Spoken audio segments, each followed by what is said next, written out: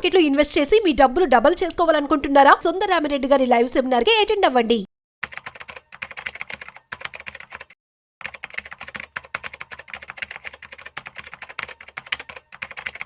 Hi, hello, namaste. Welcome to Business Buzz with Rajiv Pasupuleti on Suman TV.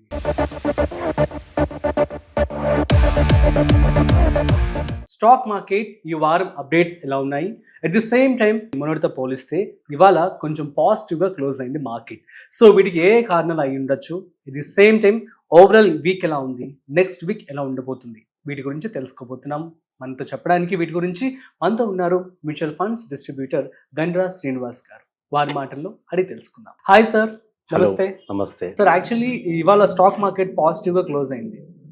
So ఏ కారణాల వల్ల positive close అయింది? At the same time ఈ మధ్య కాలంలో Trump ఏదైనా ఇష్యూ కావచ్చు, షట్ డౌన్ కావచ్చు, వీటి వల్ల చాలా ఇంపాక్ట్ అయితే అవుతుందని చెప్పి అనుకోవచ్చు. సో ఇవన్నీ ఎలా ఇంపాక్ట్ అవుతున్నాయి? At the same time so ఇవాళ స్టాక్ మార్కెట్ అప్డేట్స్ ఏంటి? Trump impact from last 1 month 2 months నుండి, బట్ లాస్ట్ 2 daysలో ట్రంప్ ఇంపాక్ట్ తగ్గింది. అవును, మన గవర్నమెంట్ తీసుకున్న మంచి నిర్ణయాల వల్ల జిఎస్టీ యొక్క మనం తగ్గించాం కదా గవర్నమెంట్, దాని యొక్క రిజల్ట్ పాజిటివ్గా వచ్చింది.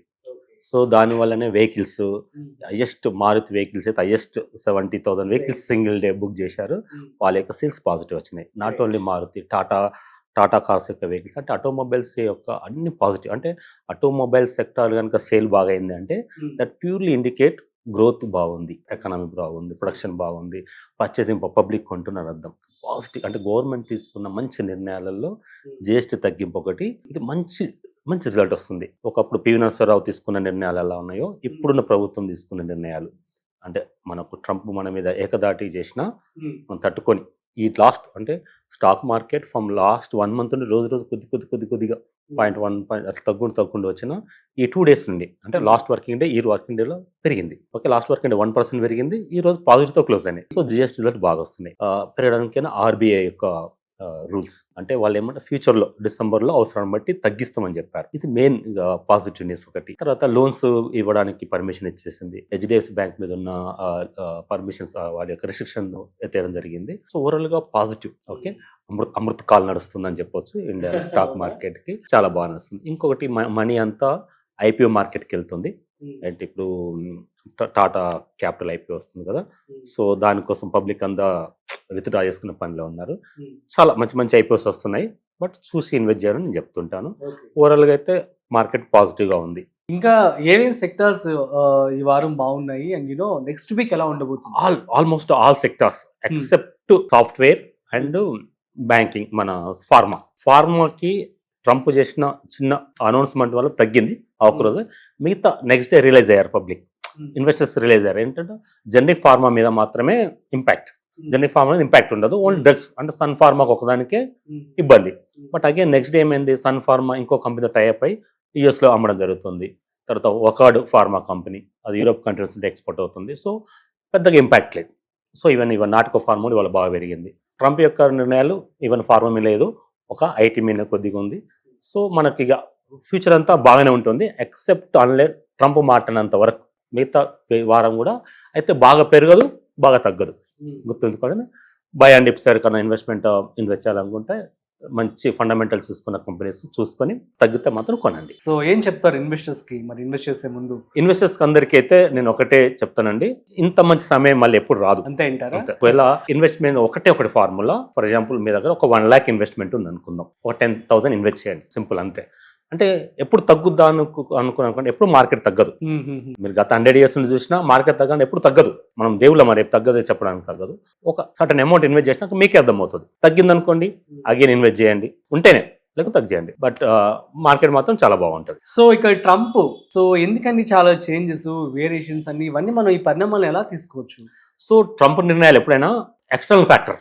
ఒక మార్కెట్ ఫర్ ఎగ్జాంపుల్ మన ఇండియా మార్కెట్ పడిపోవాలంటే మన కంపెనీ యొక్క ఇప్పుడు క్యూటీ రిజల్ట్ రాబోతుంది, ఈ రిజల్ట్ బాగలేకపోతే పడిపోతుంది తప్ప మన ప్రభుత్వ నిర్ణయాలు తప్పుగా ఉంటే పడిపోతుంది ఆర్బీఐ. బట్ మిగతా అదంతా ఎక్స్టర్నల్ ఫ్యాక్టర్ కిందకి వస్తుంది. ఒక 2 days పడిపోతుంది, మళ్ళీ రిలీజ్ అయ్యి మళ్ళీ అప్ అవుతుంది. బట్ ఓవరాల్గా ఇప్పుడు మార్కెట్ మాత్రం ఫారిన్ ఇన్వెస్టర్ మాత్రం విత్డ్రా చేసుకుంటున్నారు. పెయిన్ తెలియకుండా కొద్దిగా విత్డ్రా చేసుకుంటున్నారు. బహుశా అక్కడ యుఎస్ వాళ్ళకున్న అబ్జెక్షన్స్ ట్రంప్ వల్ల ఏమైనా ఉండొచ్చు, లేకుంటే ఇంతకన్నా మంచి మార్కెట్ ఉంటే వెళ్దాం అనుకుండొచ్చు. బట్ ఎఫ్ఐఎల్ మాత్రం విత్డ్రా చేసుకుంటున్నారు. బట్ లక్కీగా మనం ప్రతి కామన్ మ్యాన్ ఇన్వెస్ట్ చేస్తున్న సిప్ అమౌంట్ ఉంది కదా, ప్రతి డే సమానంగా ఇన్సూరెన్స్ సమానంగా మళ్ళీ అగైన్ ఇన్వెస్ట్మెంట్ అవుతుంది. ప్రతిరోజు వాళ్ళు విత్డ్రా చేస్తున్నారు, మనం అప్లోడ్ చేస్తున్నాం. ఇట్లా కంటిన్యూ 1 month జరుగుతూనే ఉంది. ఇది మన ఇండియాలో ఉన్న సగటు ఇన్వెస్టర్ యొక్క గొప్పతనము. మనకి ఇండియా మన ఈ గ్రోత్ మీద నమ్మకంతో మన డొమెస్టిక్ మ్యూచువల్ ఫండ్స్ బాగా ఇన్వెస్ట్ చేస్తున్నాయి. ఇంకా మ్యూచువల్ ఫండ్ దగ్గర చాలా లక్షల కోట్లు ఉన్నాయి. సో ఫారిన్ ఇన్వెస్టర్స్ విత్డ్రా చేసుకున్నా మనకేం కాదు, మార్కెట్ ఇంకా అప్ అవుతుంది. నాట్ ఓన్లీ నేను చెప్పడం కాదండి, హెచ్ఎస్బిసి ఫేవర్ చెప్తుంది మార్కెట్ గురించి. తర్వాత మార్క్ మొబియస్ అని ఒక ఫారిన్ ఇన్వెస్టర్ అన్నాడు, రాబోయే ఒక 1 year 2 years ఈజీగా 1 lakh సెన్సెక్స్ అనేది 1 lakh పాయింట్స్ ఈజీగా దాటుతుందని చెప్తున్నాడు. అంత పెద్ద ఫేమస్ రాబోయే 1 year లో ఇన్స్మిన్స్ 20%, ఇవాళ 85,000 కదా, ఆల్మోస్ట్ 15% ఈజీగా పెరుగుతుందని అతని యొక్క ప్రిడిక్షన్. నాట్ ఓన్లీ మార్క్ మొబియస్ అండి, తర్వాత హెచ్ఎస్బిసి వాళ్ళు చెప్పేది అదే, ఈవెన్ జపాన్ యొక్క రీసెర్చ్ అండ్ ఇన్ఫర్మేషన్ కంపెనీ వాళ్ళు చెప్పేది కూడా అంత పాజిటివ్ లుక్కే ఉందండి. ఎక్కడ భయపడే అవసరం ఉండదు. ఎక్స్టర్నల్ ఫ్యాక్టర్స్ కూడా అవి ఒకరోజు వస్తాయి పోతాయి. ఎప్పుడైనా ఇండస్ట్రీ మన ఇండియన్ ఎకానమీ ఎలా ఉంది అంటే చాలా బాగుంది.